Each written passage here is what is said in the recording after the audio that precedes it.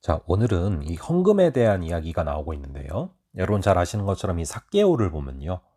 진심으로 회개를 했을 때 이 돈의 사용처가 달라짐을 바라보게 됩니다. 이렇게 신앙과 돈은 상당히 밀접하게 연결되어 있는데요. 오늘 본문을 통해서 주님께서 이 헌금에 대해서 어떻게 말씀하고 계시는가를 한번 확인해 볼 수 있기를 바랍니다. 1절부터 3절을 보시면은요. 예수께서 눈을 들어 부자들이 헌금함에 헌금 넣는 것을 보셨다라고 나와요. 그리고 2절에 보시면은 또 어떤 가난한 과부가 두 렙돈 넣는 것을 보고 계셨습니다. 그러고서 이제 3절에 이르시되 내가 참으로 너희에게 말하노니 이 가난한 과부가 다른 모든 사람보다 많이 넣었다라는 말씀을 하십니다. 이 예루살렘 성전에는 헌금함이 13개가 있었다라고 전해집니다. 9개는 쉽게 얘기하면 목적 헌금이고 3개는 자유 헌금함입니다.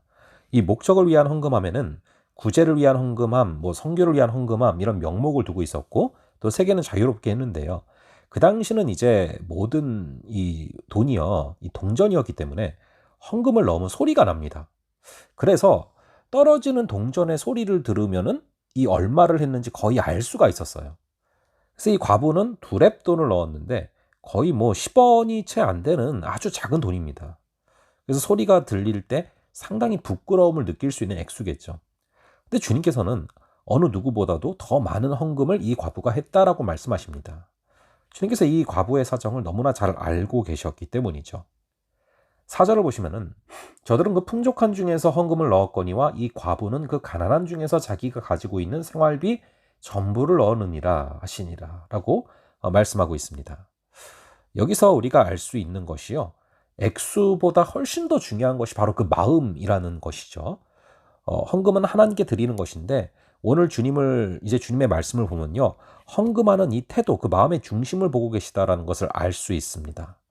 이게 이제 사람을 보라고 하는 헌금이냐 아니면 하나님을 의식하는 헌금이냐, 이게 굉장히 중요한데 이 과부는 하나님을 의식했기 때문에 동전 소리가 비록 작은 소리가 들릴지라도 크게 의식하지 않은 것입니다. 헌금을 드리는 기본 자세는요, 바로 우리가 다른 분한테, 다른 사람한테 드리는 게 아니라 하나님께 드린다라는 것입니다. 그리고 또 하나는 전부라는 단어가 나오죠. 이 마음 전부를 드렸다는 것입니다. 꼭 물질만이 아닙니다. 우리는 하나님에 대한 어떤 희생이나 헌신을 한다라는 말을 많이 하는데 사실은 우리가 엄밀하게 말하면 하나님 앞에서 무슨 희생이나 헌신을 하는 게 아닙니다. 원래가 다 하나님 것이기 때문에, 근데 그걸 우리에게 잠시 주신 거예요. 그것 중에 일부를 다시 드리는 것이기 때문에 헌신한다 혹은 희생한다라는 말을 하기가 뭐하죠. 정말 주님이 십자가에 못 박히신 게 사실이 맞다면, 우리를 위해서 전부를 주셨다는 것을 믿는다면 내가 그분께 드리는 것은 헌신이라는 말로 표현할 수가 없는 것입니다. 하나님 걸 그대로 하나님께 드린 것이죠. 그래서 주님은 헌신은 바로 전부를 드리는 거라는 말씀을 하십니다. 여러분, 사랑은 쪼개지는 마음이 아닙니다. 내가 너를 85%는 사랑하고 15%는 사랑하지 않는다, 이게 말이 안 되는 것이죠. 누군가를 정말로 진심으로 사랑하고 아낀다면 나의 마음에 전부가 가는 것이지 부분만 가는 것이 아닙니다. 이렇게 사랑은 전부를 100%를 드리는 것이죠. 그리고 이어서 이제 성전에 대한 이야기를 5절부터 6절에 걸쳐서 말씀하고 있는데요. 이것을 이제 헌물로 드리면서 82년이 걸려서 완공된 것이 바로 지금 이제 예수님이 말씀하시는 그 성전인데요.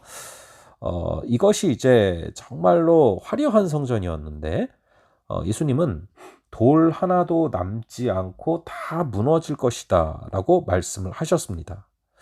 예수님은 성전이 무너지는 것을 허락하신다라는 것이죠. 왜입니까? 예수님의 몸을 성전으로 삼아서 그것을 교회로 부르도록 하기 위해서, 그 일을 위해서 오셨기 때문이죠.